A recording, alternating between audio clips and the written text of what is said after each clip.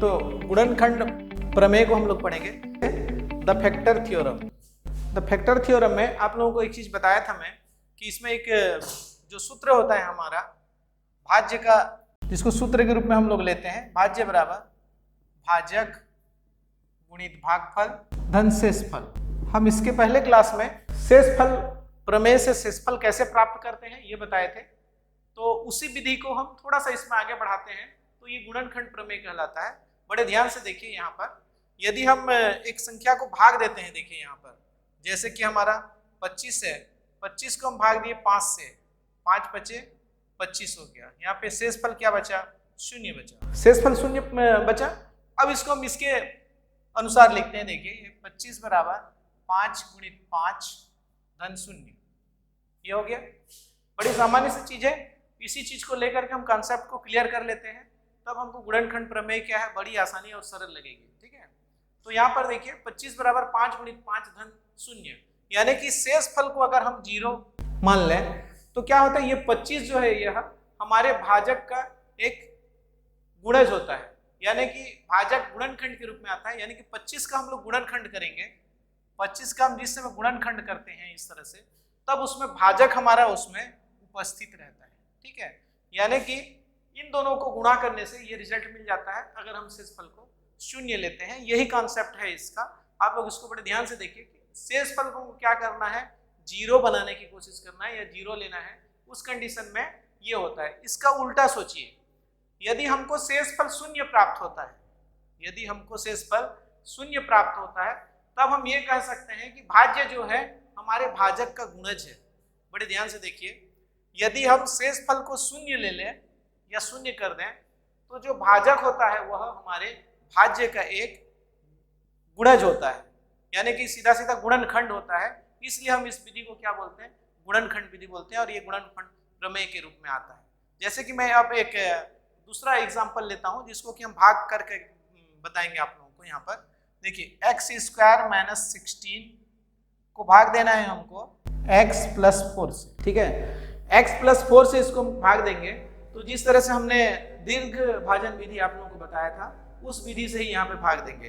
तो मैंने कल भाग की विधि में बहुत सारी ऐसी चीजें ही बताई हैं जो आप यहाँ पर एक क्लू के रूप में भी ले सकते हैं, कि जैसे कि x का घात 2 है और यहाँ पर बिना x वाला पद माने x वाला पद नहीं दिख रहा है और यहाँ पर बिना x वाला पद है। तो बड़े ध्यान से देखिए, इसको हम एक स्टैंडर्ड फॉर्म जो आता है, कल मैं जो लिखने के लिए बताया था, घात के घटते क्रम में, इसको उसी क्रम में लिखेंगे, तब जाकर के हम भाग देंगे, तो ये हमारे लिए सरल होगा। देखिए अब इसको मैं क्रम से लिख रहा हूं, x का वर्ग धन 0x। देखिए मैंने क्या किया, x के साथ 0 का गुणा कर दिया, तब यहाँ पर इसका वैल्यू क्या हो गया, 0 ही रहा, यानी कि इसके बीच में किसी भी मान का फर्क नहीं पड़ा। यहाँ पर उसके बाद बचता है ऋण 16। देखिए हमने इसको कैसे लिखा, इस बात को ध्यान से देखिए, यहीं पे आप लोगों का कॉन्सेप्ट क्लियर होता है कि x² + 0x - 16, ये हमको ध्यान में रखते हुए आना चाहिए, तब जाकर के हम इसको भाग देंगे।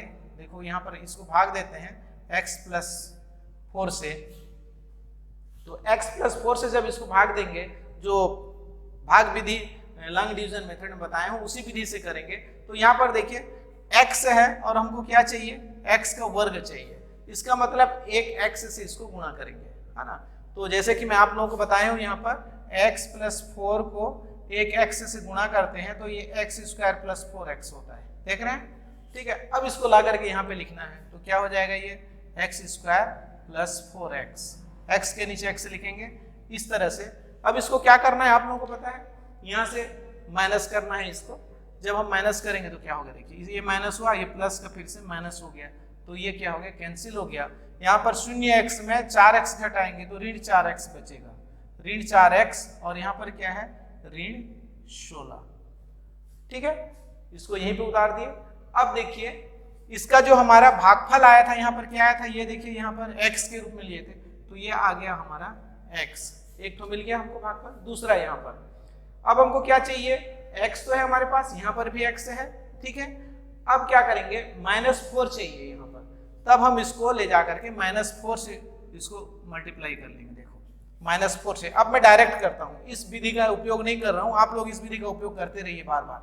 -4 से x का मल्टीप्लाई करेंगे, गुणा करेंगे, तो ये हो जाएगा -4x। ठीक है, क्लियर हुआ? अब देखो यहाँ प्लस है, यहाँ माइनस है, उसका माइनस होता है। अब 4 × 4 है ना, 4 × 4, 4 × 4 बराबर क्या हो जाएगा, 4 × 4 16, ये इस तरह से। अब फिर यहाँ पे क्या करना है, फिर वही माइनस करना है, तो इसके चिन्ह बदल जाएंगे, ये धन हो गया, इसके चिन्ह बदल गए, ये धन हो गया, ये दोनों कैंसिल हो गए। देखिए यहाँ पे हमारा शेषफल जो है रिमाइंडर क्या बचा, 0 बचा। इस चीज को लेकर के चलिए, तब हम इसको इसके अनुसार लिखते हैं। देखिए x² - 16 this equal to x + 4, ये भाजक है यहाँ पर है, और वो भागफल है x - 4 + 0। ठीक है, अब यहाँ पर देखिए शेषफल 0 आया, तब ये दोनों जो है इसके क्या हो गए, गुणनखंड हो गए, ये और ये इसका गुणनखंड हो गया। जैसे उदाहरण के लिए मैं और एक चीज बताता हूं, और एक दूसरा उदाहरण देकर के बताता हूं कि गुणनखंड क्या होता है। जैसे कि यहाँ पर 24 है, 24 का गुणनखंड क्या क्या हो जाएगा, 2 × 2, 2 दूनी 4, दूनी 8, 3 24। ये देखिए इसके सारे गुणनखंड है। ये आपको समझने के लिए मैं लिखा हूं यहाँ पर, इसकी जरूरत नहीं है। ठीक है, आप लोगों को समझने के लिए कि ये गुणनखंड 24 के कौन कौन से हैं ये हुआ। और इसको अगर हम 4 × 6 भी कर सकते हैं, वो भी उसका गुणनखंड है। तो इस तरह से ये जो गुणनखंड है, अब ये कह सकते हैं कि इसका ये उत्तर है, दोनों को गुणा करने से इतना आता है। ठीक है, ये इसका गुणनखंड है। जैसे इन सबको गुणा करने से 24 आता है। ठीक है, तो इस तरह से ये इसके गुणनखंड है, ये कंफर्म हो गया। अब यहाँ पर देख रहे हैं कि शेषफल क्या आ रहा है, 0 आ रहा है, तभी इसके ये पूर्ण गुणनखंड होते हैं, अन्यथा वो शेषफल रह जाता है। ठीक है, उस समय ये गुणनखंड नहीं कहलाएंगे इसके। अब यहाँ पर देखिए, अगर ये इसके गुणनखंड हैं तो शेषफल 0 है, तो इसी का रिवर्स उपयोग करेंगे हम। जिस समय हम गुणनखंड प्रमेय का उपयोग करके उसका गुणनखंड करेंगे, तब क्या हो जाएगा, इसको 0 ले जाएंगे, तब हम इसके x जो संख्या चर है उसको हम ज्ञात कर सकते हैं। ठीक है, यहाँ पर क्या होगा उस चीज को, तो उसके लिए मैं आगे और बताता हूँ आप लोगों को एग्जाम्पल लेकर के बहुत सारा। तो इसको पहले, सबसे पहले यहाँ पे क्या ध्यान देने वाली बात आई, कोई भी चीज है उसको भाग देने से पहले उसको क्रम से लिखना है, घटते क्रम में इसके x के घात के, और उसके बाद भाग देना है। तो भाज्य, भाजक और भागफल, शेषफल, इन सब चीजों को अच्छे से अपने ध्यान में रखिए, ताकि हम इसको कहीं भी उन शब्दों का इस्तेमाल करें तो आप वहां पर समझ जाएं। ठीक है, तो इस तरह से हमने क्या देख लिया कि ये दोनों इसके गुणनखंड हैं। अब इसको चेक करने का तरीका बताते हैं। एक प्रश्न कुछ ऐसा है जिसको लेकर के मैं यहीं पे ले लेता हूं, क्योंकि अभी थोड़ा सा जगह है। जैसे कि हम लोग एक प्रश्न ले सकते हैं कि गुणनखंड उसका है या नहीं, ये चेक करना है। जैसे यहाँ पे कंफर्म हो गया, ये इसके गुणनखंड है, ये इसके गुणनखंड है, तो इसको हम चेक कैसे करेंगे। मान लिया कोई प्रश्न का इस्तेमाल करते हैं, जैसे कि x³ + 5x² - 5x + 1 का गुणनखंड है अथवा नहीं, ये जानना है, या है कि नहीं ये चेक करना है। x - 1, x - 1 ये भाजक है, समझ लो हमारे समझने की दृष्टि से, और ये क्या है हमारा, ये हमारा व्यंजक है, इसको हम px के रूप में दर्शाते हैं। ये देखिए, ये हमारा px हो गया, और ये जो है इसका एक तो गुणनखंड ये है कि नहीं है, ये हमको चेक करना है। तो अभी हम जो इसका यूज कर रहे थे यहाँ पर, इसको मैं बताया हूँ, इसी समझ को यूज करना है यहाँ पे। इसको मिटाया इसीलिए नहीं हो कि मेरे को इसी के आधार पे आगे आप लोगों को समझाना है, ताकि अच्छे से समझ बने पाए। अब यहाँ पर देखिए, इन दोनों को हम इसका गुणनखंड समझते हैं, और इसमें शेषफल 0 है, तो शेषफल तो 0 आना चाहिए। अब मान लिया इसका उल्टा मान के चलो कि ये अगर इसके गुणनखंड है तो शेषफल क्या आना चाहिए, 0 आना चाहिए। उस चीज को लेकर के हम लोग इसको चलेंगे। तो इसमें क्या हो जाएगा, x - 1 जो है इसका अगर एक तो गुणनखंड है, इसका एक तो गुणनखंड है, ये जो दिया हुआ है px का अगर ये गुणनखंड है, तो ये जो है यह किसके बराबर होगा, 0 लेकर के हम शेषफल को 0 मान लेते हैं। ये 0 इस समीकरण के हिसाब से, तब इसको 0 ले लेते हैं। जैसे कि हम लोग क्या करते थे, आप लोगों को याद होगा, शेषफल प्रमेय का उपयोग करते थे, उस समय शेषफल ज्ञात करते थे। तो शेषफल ज्ञात करने के लिए यहाँ पर भाजक जो है उसको 0 लेते थे। पिछले क्लास में अगर आप ध्यान दिए होंगे, भाजक को हम 0 लेते थे और शेषफल को प्राप्त कर लेते थे। यहाँ पर भी वही करना है, भाजक को हम 0 लेकर के चलेंगे, उसको संतुष्ट करेंगे। आप लोगों को मैं एक अपने प्रॉपर्टी विभाजन का एक उदाहरण भी बताया था, उस आधार पर देखिए आप सोचिए। तो यहाँ पर कुछ शेषफल प्राप्त होता था उसमें, अब हमको ऐसा नहीं करना है, जो शेषफल प्राप्त होता है उसको भी शून्य समझ लेना है, ठीक है। यानी कि शून्य अगर आ जाता है तब वो हमारा इसका गुणनखंड होगा रिवर्स में। ये प्रमेय की दृष्टि से आप लोग जब पढ़ेंगे उसको, यानी कि प्रमेय की दृष्टि से आप उसको कथन बनाएंगे अपने से कि अगर किसी भाज्य का गुणनखंड जो होता है वह शेषफल अगर उसका 0 हो तो उसमें जो बचे हुए रहते हैं वो उसके गुणनखंड होते हैं, इसके तरह से, ठीक है। इस तरह से आप प्रमेय बना सकते हैं। ध्यान से देखिए यहाँ पर, जैसे शेषफल प्रमेय में करते थे, भाजक को क्या करते थे, 0 लेते थे, तब हमको x का मान यहाँ से प्राप्त होता था। ध्यान से देखिए, -1 है, इस साइड जाएगा तो क्या हो जाएगा, x = 1 हो जाएगा, +1 हो गया। ये x का वैल्यू क्या लेना है, हमको 1 लेना है, और हमारा जो रिमाइंडर है यानी कि शेषफल है 0 आ जाता है, तो ये जो भाजक है इसका गुणनखंड हो जाएगा। आ रहा है ये बात समझ में। भाजक को गुणनखंड बनाने के लिए या सिद्ध करने के लिए हमको क्या करना है, शेषफल प्रमेय का उपयोग करते हुए इसको हल कर लेना है। ध्यान से देखिए, अब हम x का मान 1 रखेंगे, तो यहाँ पे देखिए p x का मान 1 रखना है, ये हमको दर्शाता है कि अब हमको x का मान 1 रखते जाना है।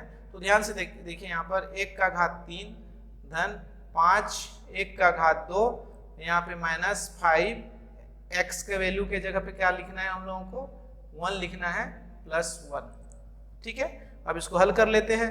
1 का पावर 3 मीन्स 1, और 1 का पावर 2 मीन्स भी आल्सो 1, यानी कि ये हो गया 5, और ये हो गया -5, और ये हो गया +1। ध्यान से देखिए, इसको अगर जोड़ते हैं तो ये कितना हो जाएगा, 5 और 1 6 हो गया, 6 और 1 7 हो गया, 7 में से 5 गया तो क्या बचा, 2 बचा, इसमें शेषफल बच गया, इसलिए ये इसका गुणनखंड नहीं है, ठीक है। ये इसका क्या है, गुणनखंड नहीं है। ध्यान में रखिए, यहाँ पे क्या आना था, अगर ये 0 आता, ये 0 नहीं आया, 0 आता तो ये क्या हो जाता हमारा, ये इसका गुणनखंड होता, ठीक है। आई बात समझ में। जैसे कि और एक यहीं पे देखिए, मैं इसी प्रश्न को मैं इस विधि से हल करके बताता हूं आप लोगों को, ठीक है। इसी प्रश्न को, जैसे उसका शेषफल 0 आया था तो उसका गुणनखंड कहलाया था, तो वैसे ही ये मान वहां पे आएगा तब वह उसका गुणनखंड हो जाएगा। इसमें ये प्रश्न बनता है, देखिए x वर्ग ऋण 16 का गुणनखंड है, कौन है, x + 4 को ले लेते हैं। x + 4 जो है वह x² - 16 का गुणनखंड है अथवा नहीं है, ये चेक करना है। इसी के जैसा अभी मैंने यहाँ पर बताया आप लोगों को कि ये इस तरह से हम लोग इसका गुणनखंड को चेक करते हैं। तब क्या होगा, ये हमारा भाजक है एक दृष्टि से यहाँ पर, तो इस भाजक को शून्य करना है, यानी कि x + 4 = 0, ठीक है। तो जैसा यहाँ पर भी किए थे, उस 4 को उधर ले जाएंगे तो x का मान क्या हो जाएगा, -4 हो गया। इस मान को यहाँ पे रखना है, ये क्या है हमारे लिए, px है, ठीक। तो यहाँ पे p -4 यहाँ पे रखे, अब तब यहाँ पे क्या हो जाएगा, -4 का स्क्वायर -16, -4 का स्क्वायर, ऋणात्मक चिन्ह का वर्ग, यानी कि अगर घात समान हो, यहाँ पे इस बात को ध्यान में रख लीजिए, कभी भी कहीं भी अगर किसी का भी घात धनात्मक सम संख्या हो, अगर सम संख्या हो तो अंदर में रहने वाला अगर ऋणात्मक चिन्ह भी है तो उसका उत्तर धनात्मक होता है ना। चूंकि ऋण ऋण 2 बार उपयोग होता है, तो ये क्या हो जाएगा, +16 और यहाँ पे -16 बराबर क्या आ गया, 0। देखिए यहाँ से आप लोगों को क्लियर हो गया होगा कि x + 4 इसका गुणनखंड है, ठीक है। ये हुआ यहाँ पर, यानी कि x + 4 गुणनखंड है। अब है कि नहीं, यहाँ पर भी देख लो, इसका वाकई में गुणनखंड है, क्योंकि ये दोनों को गुणा करने से ये मिलता है। लेकिन यहाँ पर दोनों में तुलना कीजिए, ये प्रश्न और ये प्रश्न में, तब हमको अच्छे से समझ में आ जाएगा। ये प्रश्न में ये उसी चीज को बता रहा हूँ, देखो ये इसका गुणनखंड है कि नहीं है, ये जांचने के लिए वैसा ही किए जैसा उसमें भी किए हैं। अब उसमें हमारा जो शेषफल है 0 आया, इसमें 0 नहीं आया, इसलिए ये इसका गुणनखंड नहीं है और ये इसका गुणनखंड है। आ गई बात समझ में? अगर आ गई बात समझ में तो हम आगे चलते हैं इसमें और एक प्रश्न ले लेते हैं हम लोग इसका।